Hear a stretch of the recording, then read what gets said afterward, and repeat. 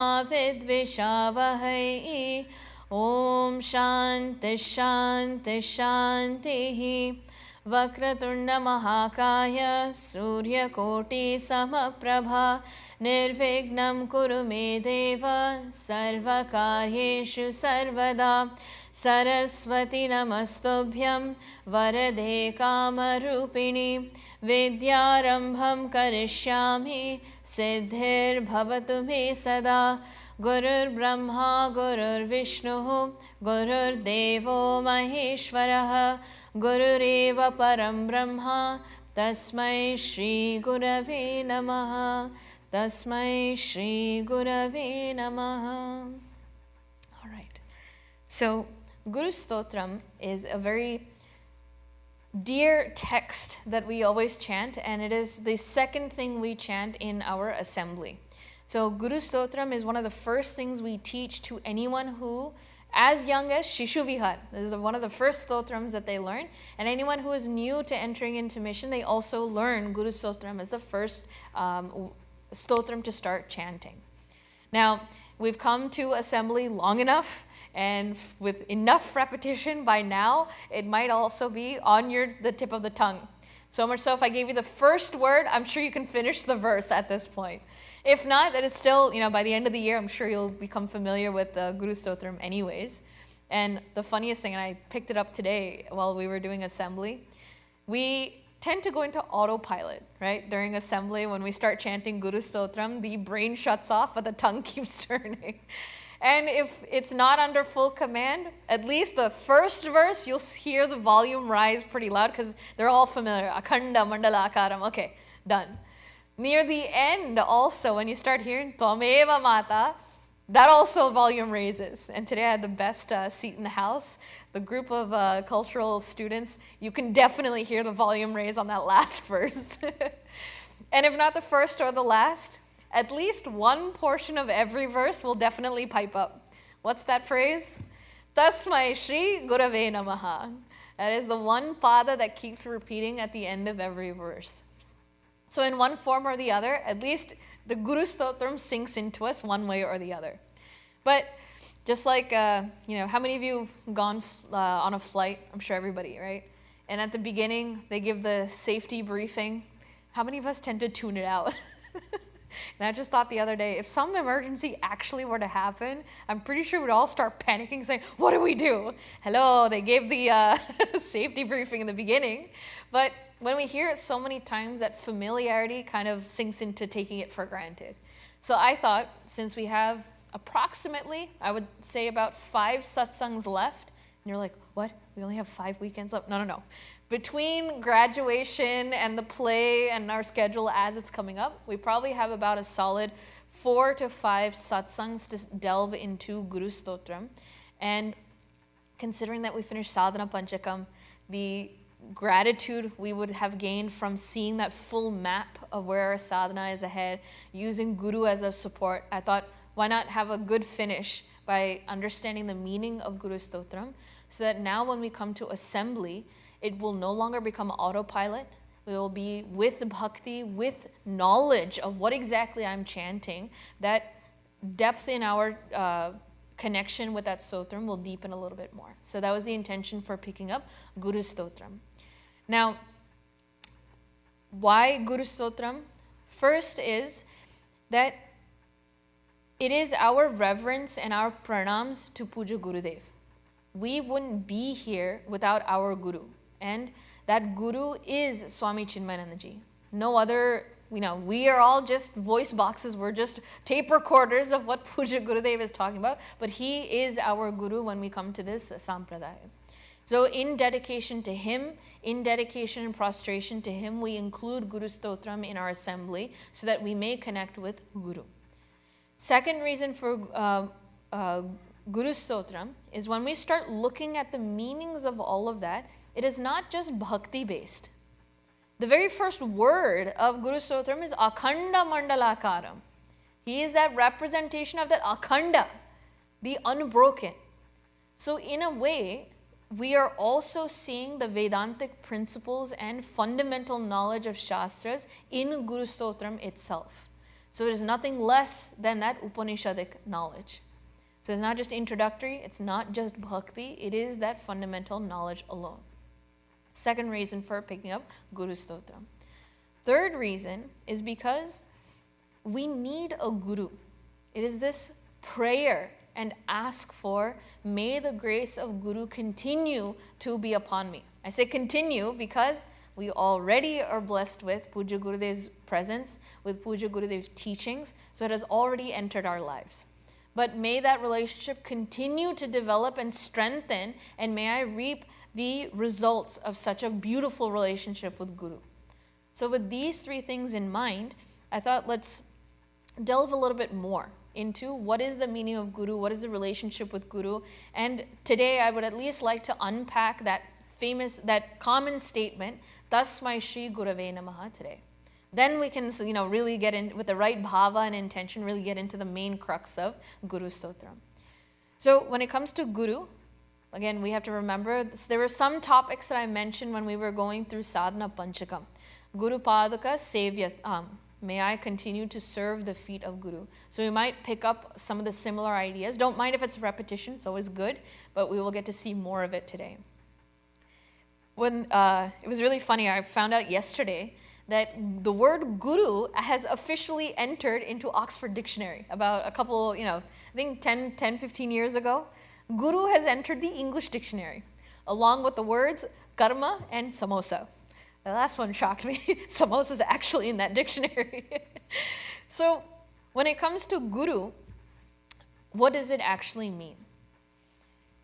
We'll see a little bit more of that in a little bit, but to expound on and describe the meaning and depth of Guru, where is our source? Where can we look to?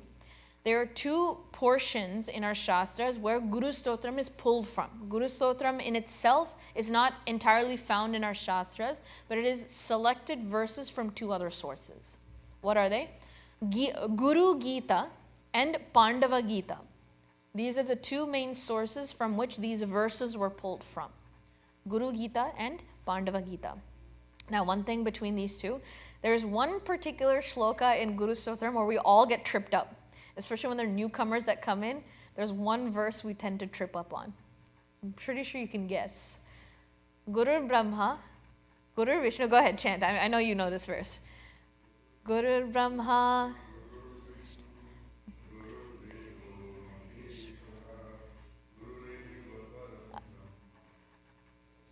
Shri Gurave Namaha.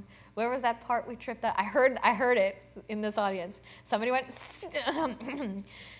Sakshat. Guru Sakshat or Guru Reva Parabrahma. So it is a patantara, meaning two versions or variations of that particular shloka. Guru Sakshat Parabrahma comes from Guru Gita. Guru Reva Parabrahma comes from Pandava Gita. So when Puja Gurudev was learning this shloka, this came from our Sampradaya of Tapovan Maharajji, Swami Shivanandaji Maharaj, and it passed down to Puja Gurudev. So he has learned the parampara or tradition from Pandava Gita, which is why in our Guru Stotram, whenever we chant in Chinmay Mission, we say Guru Reva Parabrahma.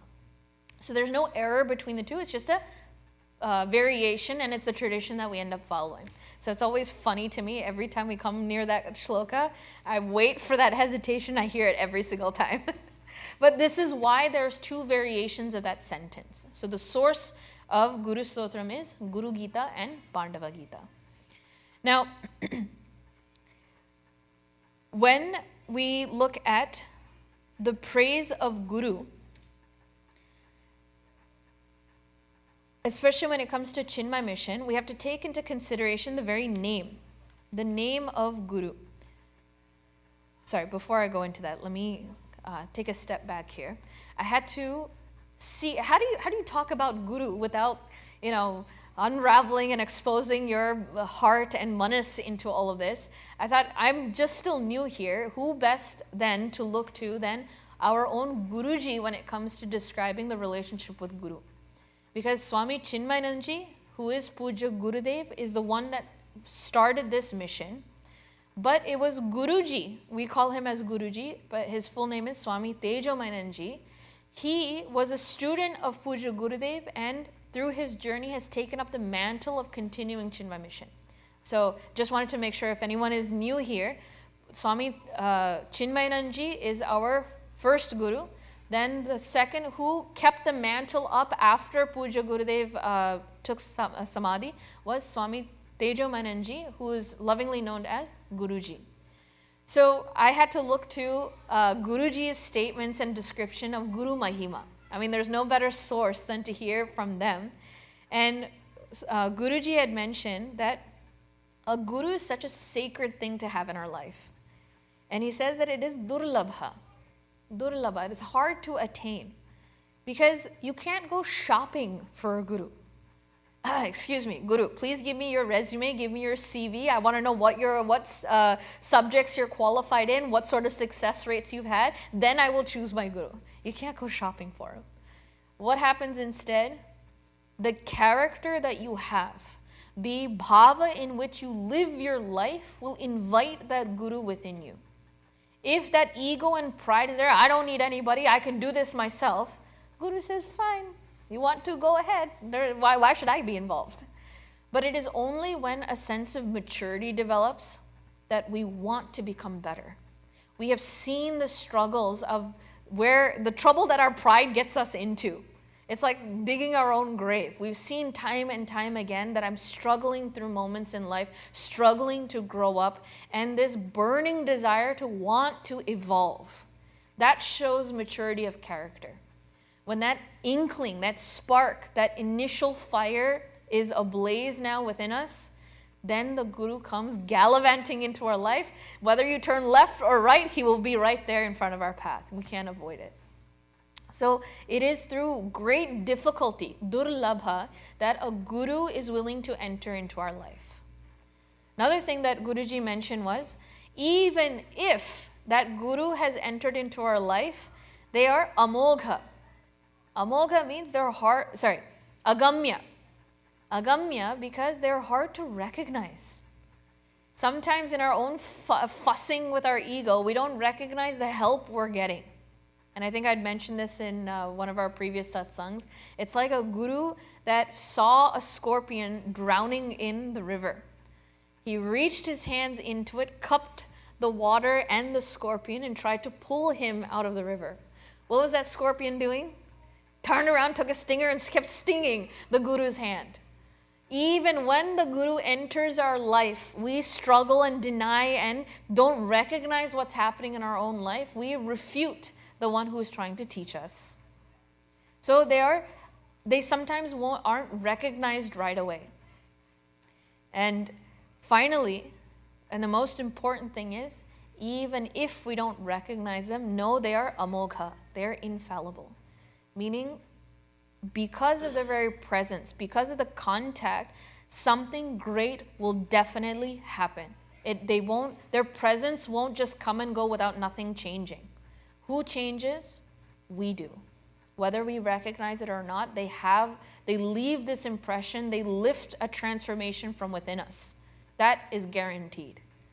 So Guruji was mentioned all these three, durlabha, agamya, and amogha, when it comes to his own experience of meeting Puja Gurudev for the first time.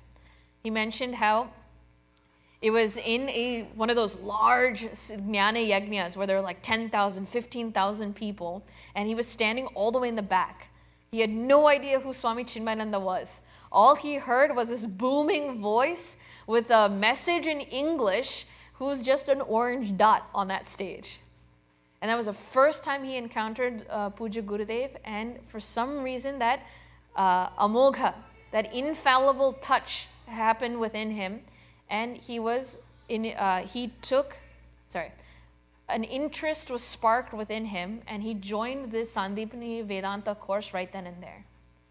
And from that, his entire journey, from not knowing even who Puja Gurudev was, transforming into a brahmachari and into sannyasa, finally at the end of Puja Gurudev's life, he took up the mantle of carrying Chinmay mission forward.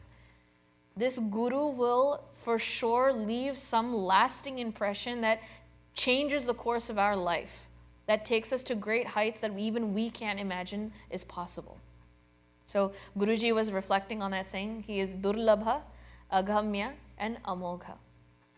Now, when it comes to Puja Gurudev himself, I thought let's look at his very name. His name is Swami Chinmaya Ananda. So we put it all together, Swami Chinmayananda. Rolls off the tongue. But when someone new comes to Chinmay Mission and they hear Gurudev's name is Swami Chinmayananda, they're like, oh, so your mission is named after Chinmay Mission, or Chinmay Mission is named after Swami Chinmayananda.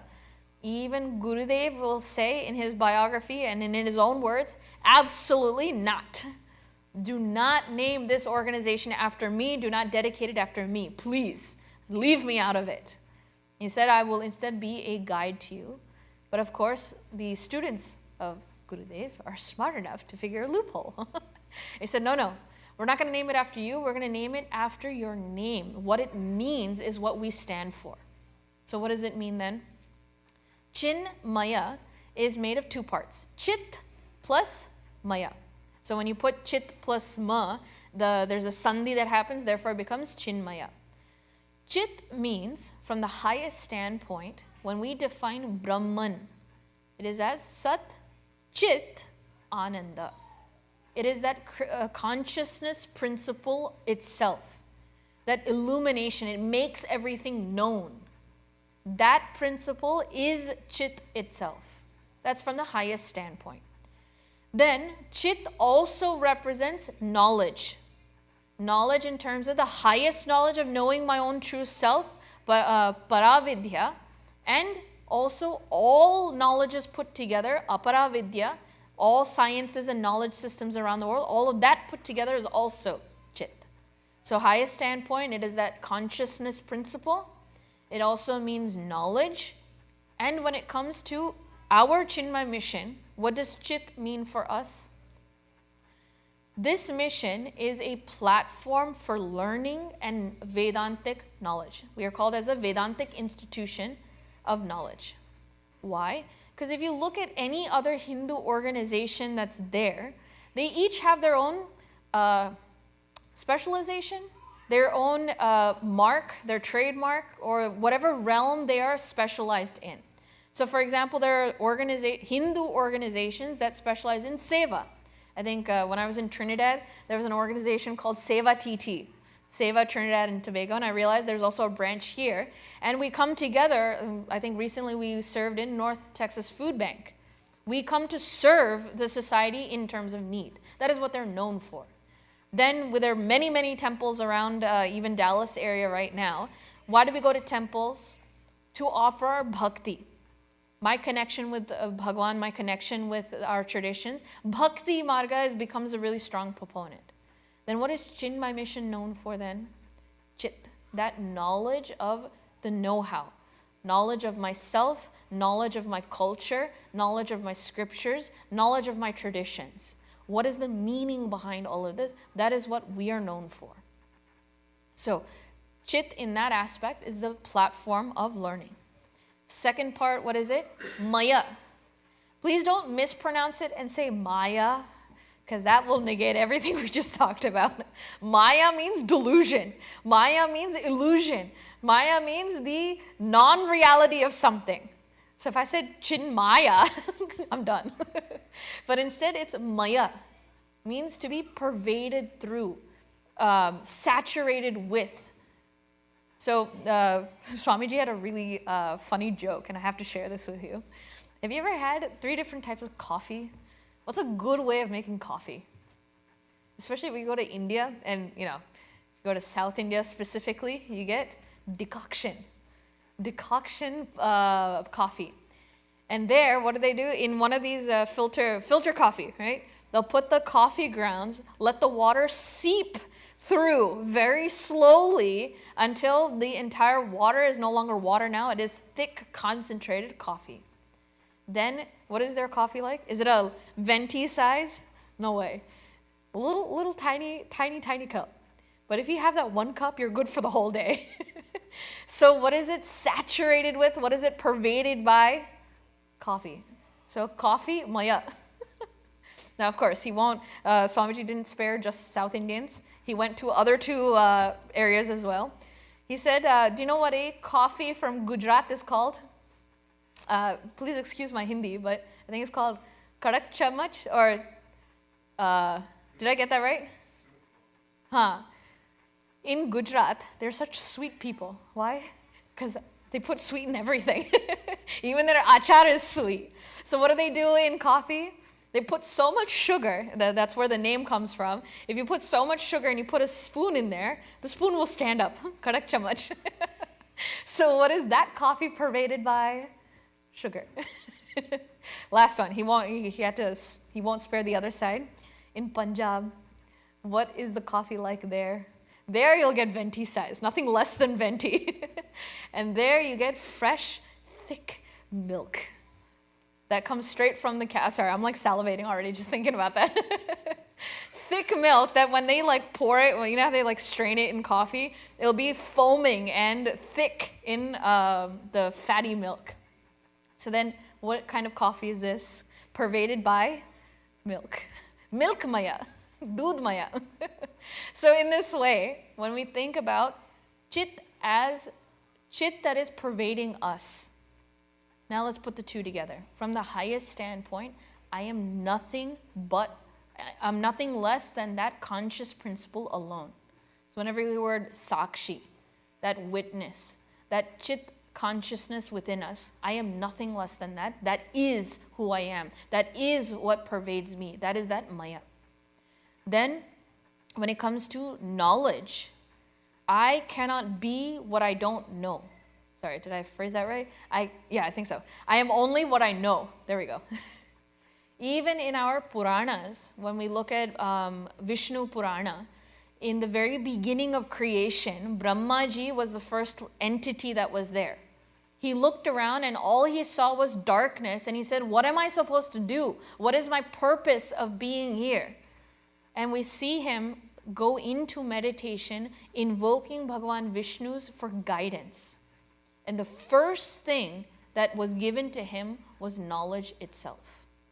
What is the essence of all things? What is the process of creation from that one into many? And through what process? How does Maya work? How does this universe unfold? What is the role of all people? What is his own role? Knowledge was the first thing that was given.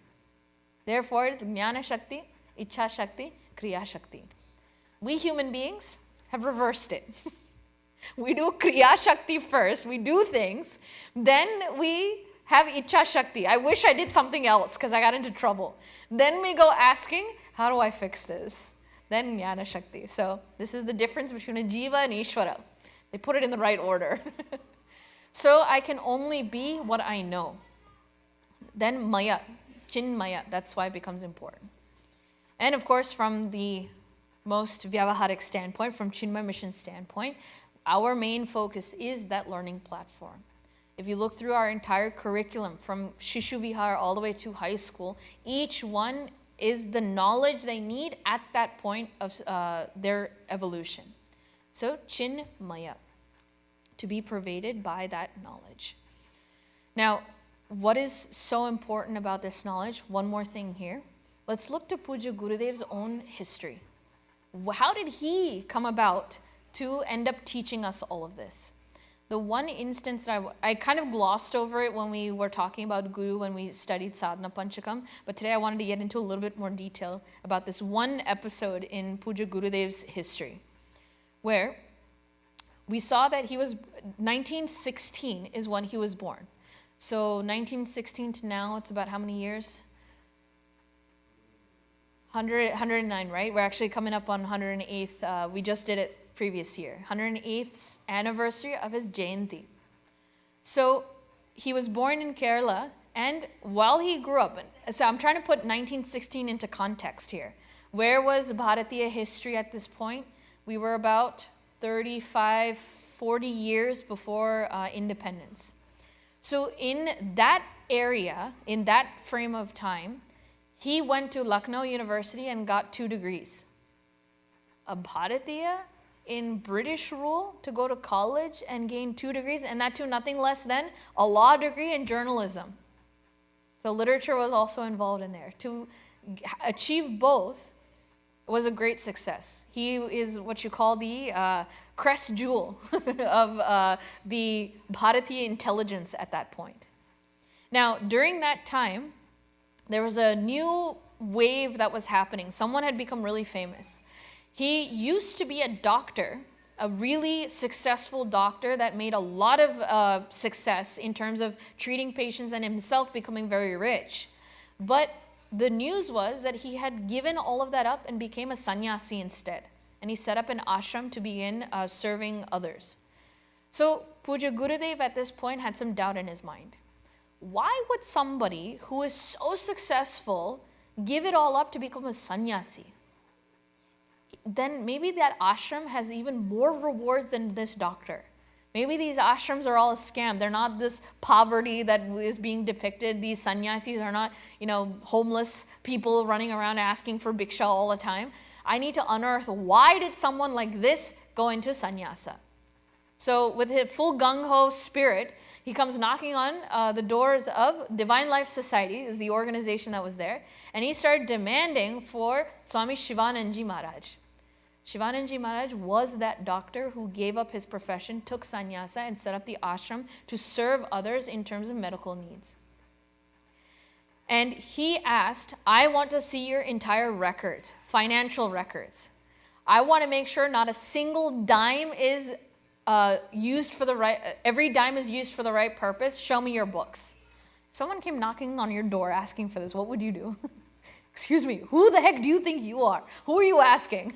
Who are you to ask for such information? That's not what Swamiji's reaction was like. He opened the doors wide. He immediately took him to the offices and asked the clerk, please give him the records of 5 to 6 years of financial records we have. If you have anything older, give that to him as well. Then he turned to Puja Gurudev and said, if you find anything out of if there's any discrepancies in our books, please bring that to my attention. I want to fix those things. If you catch it, please let me know. I mean, what kind of personality should he have to open the doors this wide? So he spent about 3 weeks. This was supposed to be maybe a week-long project. He ended up spending 3 weeks on this because it was so thorough. By the end of it, he didn't find a single problem. Every dime was accounted for, every bottom line squared away. Nothing was out of place. So then he started wondering, if finance wasn't why he went into this ashram and taking sannyasa, then for what? What motivated him to give up all of this? So while he was still wondering about this, Swami Shivananji Maharaj also had an editorial news journal that he was publishing all the time.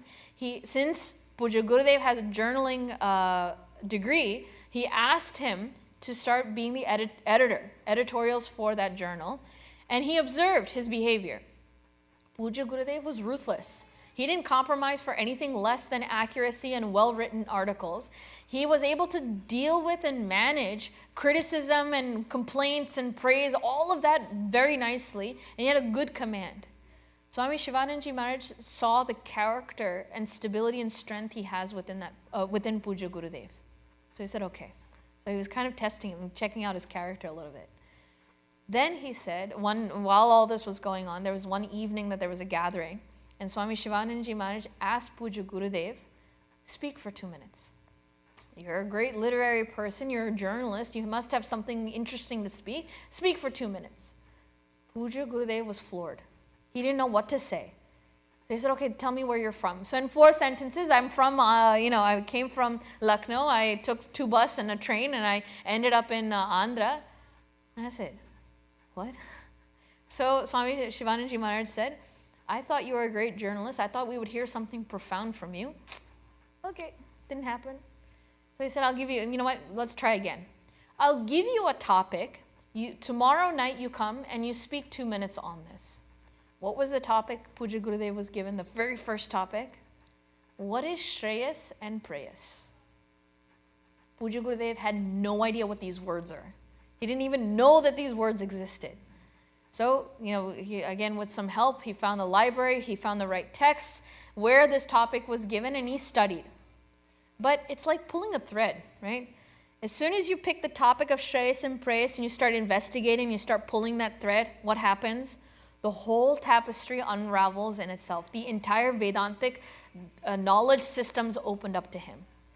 He realized Shreyas and Preyas is just the rudimentary, foundational definitions. It's not even the highest knowledge yet. This is just an introduction.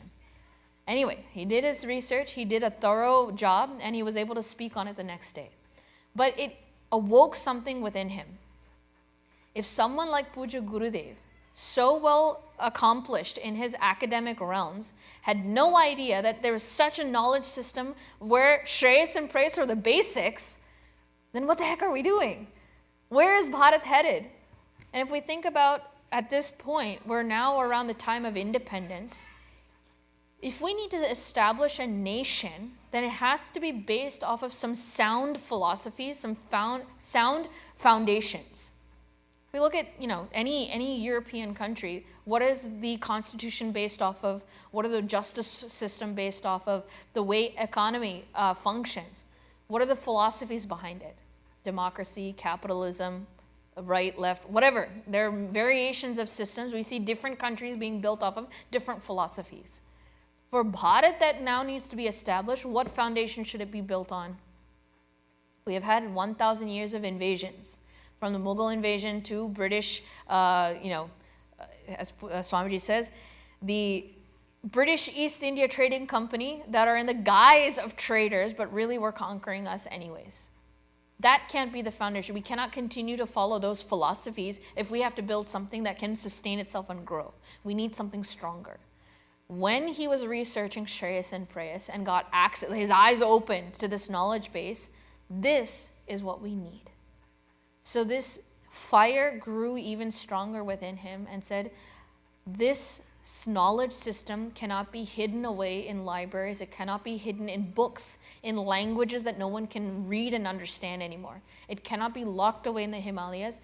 I will go in search of that. This was supposed to be a 1-week project. How long did it take? About 6-7 months. By the end of it, even Puja Gurudev says, I'm ready to learn. So right then and then, even he also took Diksha, became Swami Chinmayananda. It was Swami Shivanandaji who gave him his name because he was always in pursuit of truth. He was always in pursuit of knowledge. Seeing that, he was given the name Swami Chinmayananda. Now that last part, Ananda, that's also part of his name. Guruji had the funniest way of explaining this. He says, all are in pursuit of that happiness alone. Why are we building such a grand nation? Why are we looking at Shreyas and Preyas? Why are we diving into all of the endeavors that we have? For what? What are we looking for? What are we constantly searching for? It is that happiness, bliss alone. So Guruji joked around. We are in search for Ananda, but what is our state right now? In the very beginning, there is only Anananda. We have absolutely no joy. We're suffering and constantly crying. Then a little bit later, we gain a little bit of knowledge and we start asking, Kadananda, when will I become blissful? When will I gain this happiness? Then we continue to strive a little bit more and more. And sometimes we become Yada Kadananda. Sometimes happy, sometimes not. But really, at the end of the day, where are we trying to reach? Sadananda. That Ananda that is always Sada, that is always blissful, that never diminishes, that never changes. That is truly why we're in pursuit of anything that we do. So, his full name, Swami Chinmaya Ananda. It is the one, Swami is the one who is masterful, master over himself, who is pervaded by that knowledge. That alone is the one who can reach Ananda. So his name itself becomes the guide. It's a beautiful thing to think about. Now, when it comes to Guru itself, we have seen in the past, just a reminder of what we had seen before, Guru, 2 parts. Gu plus Ru, the one who removes the darkness of ignorance. It is also reflected when we chant at the end of pujas, Om Asatoma Sadgamaya tamasoma jyotirgamaya. That sat is, the asat is removed only through sat. Tamasoma jyotirgamaya. Tamaha means darkness. That darkness alone can be removed by light. So, can you remove darkness in any other fashion? Can you vacuum it out? Can you sweep it out? Can you wash it out? No other way of removing darkness except through light.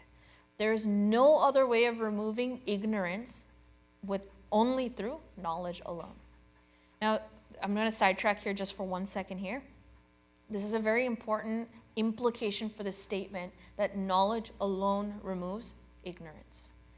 We tend to get influenced or swayed by the soundbite we hear a lot of times.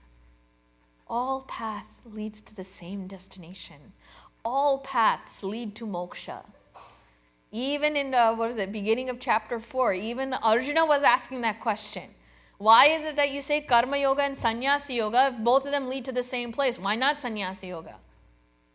Because knowledge alone removes ignorance. You cannot follow karma yoga all the way to moksha. You cannot follow bhakti yoga all the way to moksha. You cannot follow ashtanga yoga all the way to moksha. You cannot create the self. When you say actions, why do we do actions? To create something, manipulate something, or destroy something. You do something. You cannot do something to create self. You cannot modify the self. You cannot destroy it. You cannot do anything for the self. When it comes to bhakti, you cannot believe the self into existence. Self is not based off of faith. In Ashtanga Yoga, this is just a joke here, you can't manipulate your positions in order to create self. Meaning even that control that they talk about, yama, niyama, pranayama, or yogasana, and I'm forgetting the last couple ones, leading into dhyana, none of this will lead to the self directly. But then what is the point of all this? We have to remember again what we talked about. All of these are important. They all have its place. They're all in to help us prepare the mind to make it available for that knowledge. But what is the last step? Knowledge alone will solve the problem of ignorance of self. When it comes to bhakti, we saw even Dhruva Maharaj, after having darshan of Bhagwan, even Bhagwan tells him, you still have yet ways to go. You will see a guru enter your life and listen to that guru, make yourself available to that guru. The guru will give you knowledge of the self. Only then are you liberated from this life. Even to someone as awesome and as good and as pure as Dhruva Maharaj, and we even call that state as Dhruva Pada. It's named after him. But even he had to gain knowledge at the end of the day to remove the ignorance of self. So asatoma sadgamaya, tamasoma jyotirgamaya.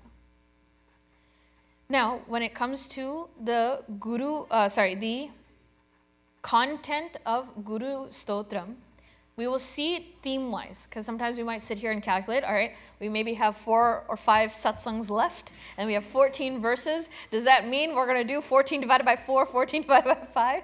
No, we're not going to go through run rates here. We're going to look at it theme-wise, topic-wise, in terms of what's being given. So I'm not going to get into the whole thing today, but I thought we will just take a look at the most famous and most common phrase that we say at the end of every verse. Tasmai Shri Gurave Namaha. Tasmai Shri Gurave Namaha. Now, first thing is, let's look at the language in which it's being spoken in. Sanskritam is the language that this is spoken from. Sanskritam means that which is well done. Kriti, karoti, kr is the root word. That which is well done. So if you look at the words, letters that are involved, it is very efficient and very simple. Sanskritam is actually not that complicated to learn in comparison to other languages. If we were to start, there's only 2,200 root words to learn. What do you mean? That's little? If you look at French, German, English, how many words do you have to memorize in order to learn that language? Definitely more than 2,200, right? So whereas 2,200 root words, if you know the meaning of it, you will know the entire language. Simple. Second thing, why it's so well done, is its organization as well. If you look at the letters, there's not a single letter that is redundant. Excuse me, how many of you speak or know the e kind of way of learning that language? So, okay, Hindi, Telugu, Kannada, right? You would actually object to me when I said that there's no redundancies. Your objection should be ka, ka, ga, ga. What do you mean? There's like duplicates of every letter. And sha, how about that one? There's duplicates for that. Even then, if you observe it, there are slight nuances to each one that makes it required. Ka versus ka. Alpa prana versus mahaprana. You need that extra breath. So one of the best examples is brahmacharya. Brahmachari, right? We say it with the first letter is b. Alpa prana b. Means someone who is striving or walking towards Brahman.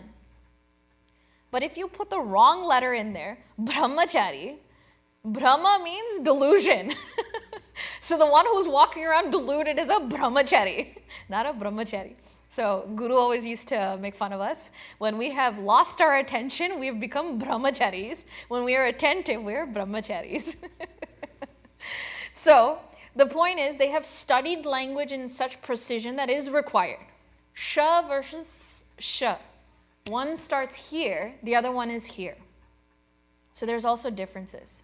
And even the way the letters are organized is by certain categories. You have the main section, you have ka, ka, ga, ga, nga. Where does that sound start from? Where, here or here? It starts here. What's the next varga then? Cha, cha, ja, ja, nya. That's a little bit further up. Then ta, ta, da, da, na. The rolling and flicking of the tongue, it's a little bit further, but it's in the back. Then ta, ta, da, da, na. Right behind the teeth. And what's the last varga that's there? Pa, pa, ba, ba, ma. Try to say that without getting your lips to touch.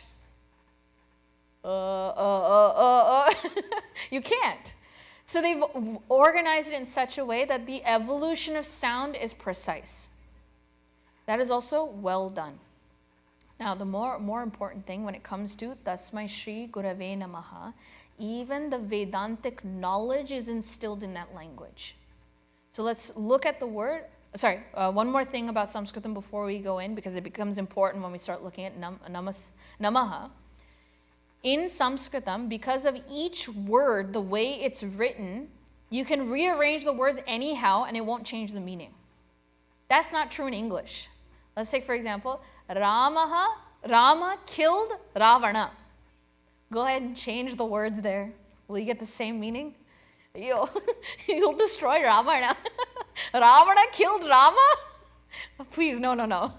So the order becomes really precise and it binds us in a way. But in Sanskritam, we'll say Ramaha hanti Ravana. Ramaha, that visarga tells you it will always be the subject of that sentence, the one that is doing.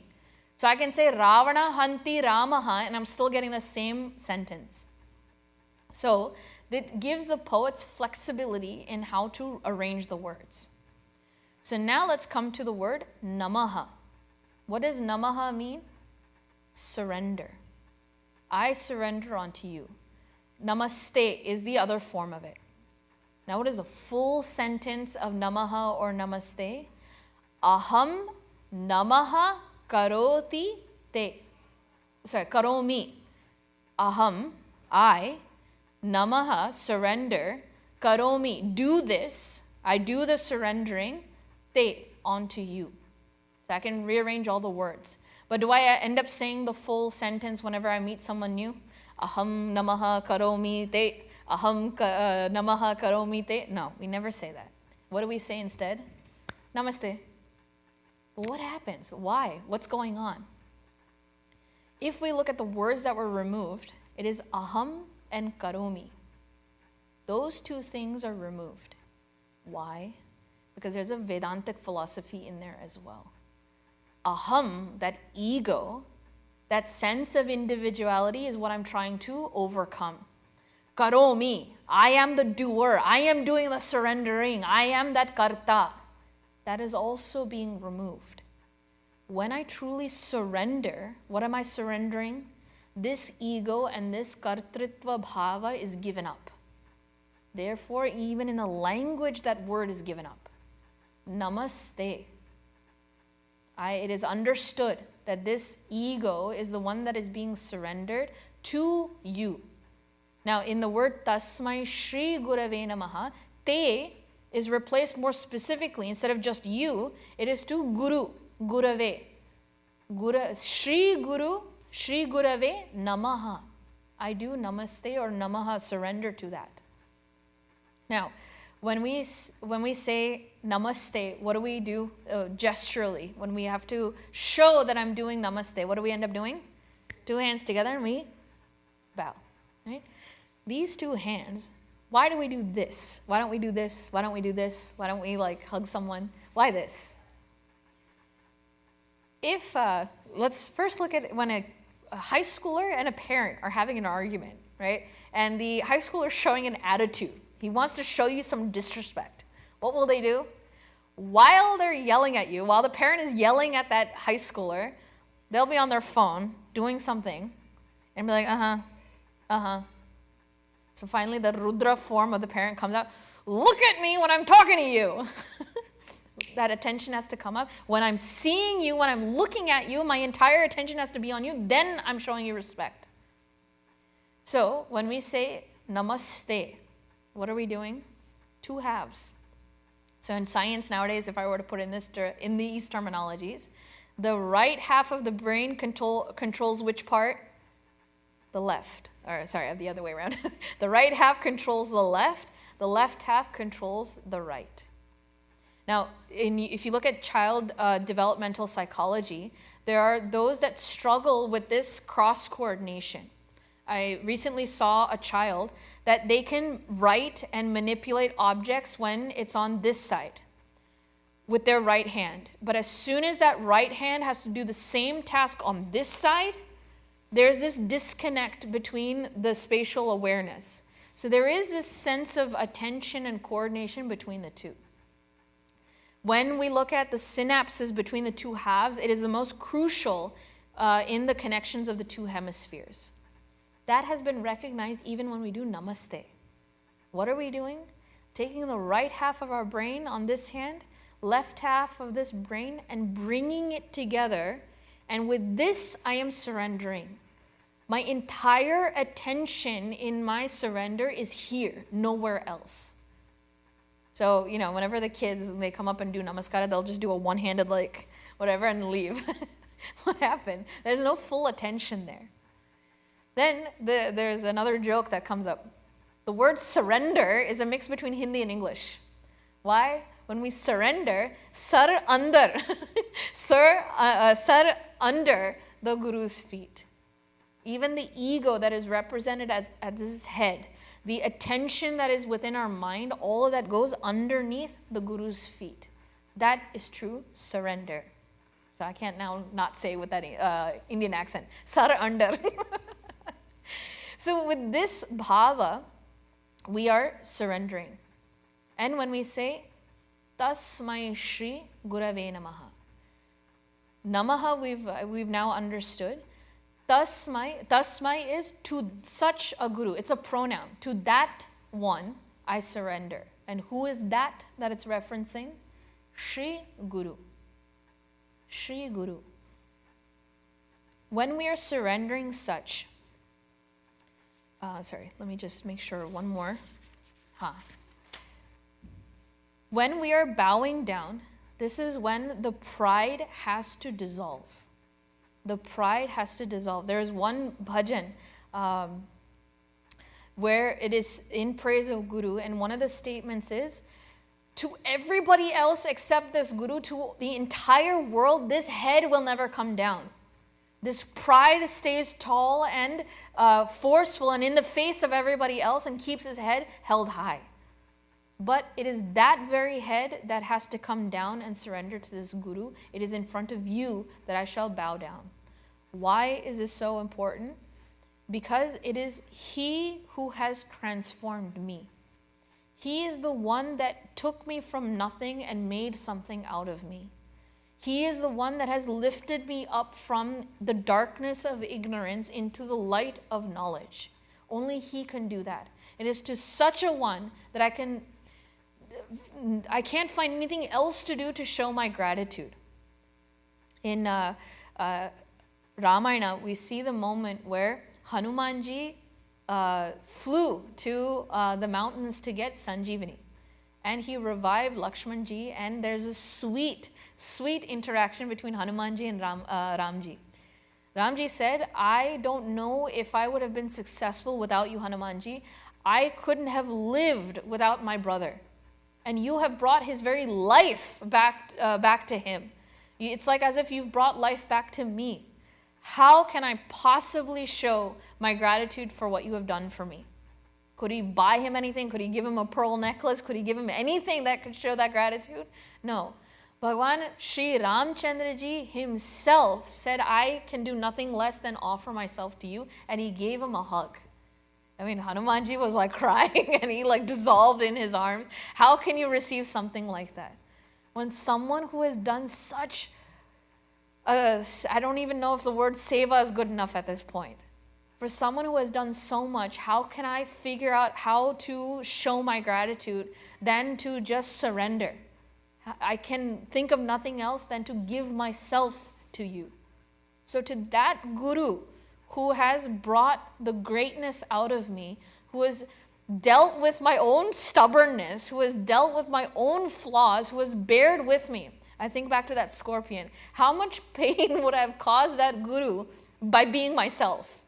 And yet, he has the compassion to stay, the compassion to hold, the compassion to guide, so that I may become my greatest version. And what does the Guru gain from doing all of that? Absolutely nothing. It said even a Guru is more precious than a mother. Why? Because when that child is born to that mother, her duty is to take care of that child. She must take care of that child. It is on her that she has to perform that. She's bound by that relationship to take care of that child. But between that child and a Guru, Guru has no obligation for that child.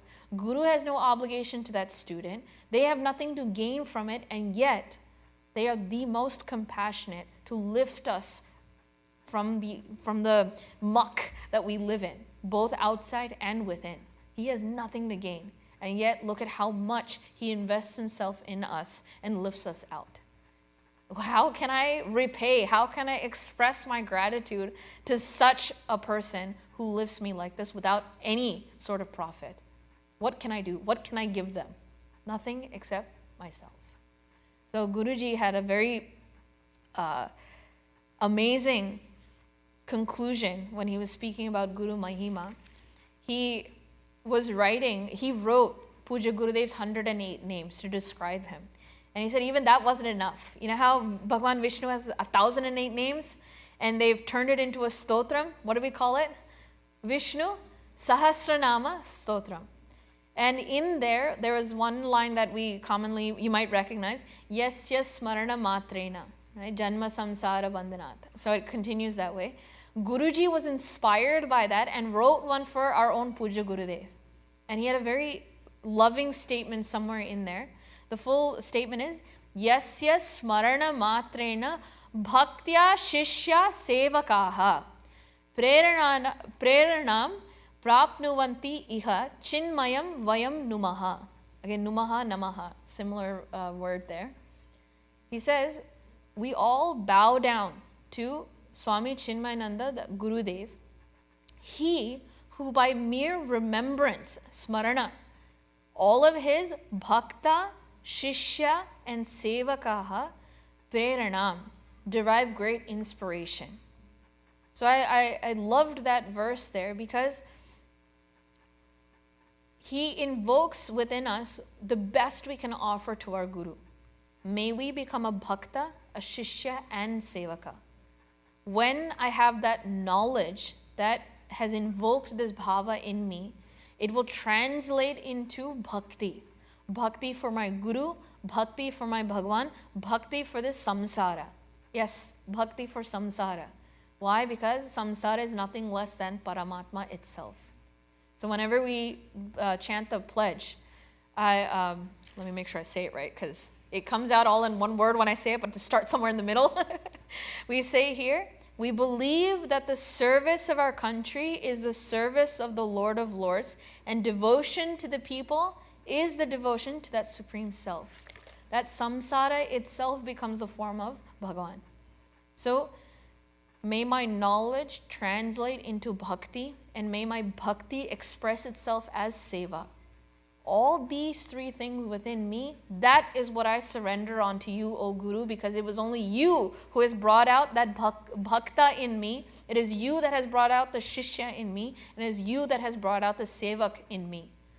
You have brought me out of nothing into something, and I offer all that I am at your feet. So when we say surrender, it's not just our best selves as a bhakta, shishya, or sevak, but even my pride. Even the flaws within me, I surrender that upon to you. Aham karomi is also dissolved at his feet. So, Tasmai Shri Gurave Namaha. With this bhava in mind, who is this Guru and what does he represent and how does that knowledge exist in him as his very being? We shall see that thematically throughout Guru Stotram. So hopefully now, whenever we come to assembly and we chant Guru Stotram, our voices should be extra loud. Why? Because we have extra meaning and understanding whenever we chant it. So let me at least hear next time we're in assembly, the Tasmai Shri become really loud. And as we start learning more and more, may our confidence and awareness of what we're chanting increase so that it can transform us week by week, day by day, moment to moment, thought by thought. May we become better. So with that, thank you again so much for your patience. Om Purnamadav Purnamidam Purnat Purnamudachyate Purnasya Purnamadaya Purnamevavashishyate. Om Shanti Shanti Shanti Harihi Om Shri Gurubhyo Namaha Harihi Om.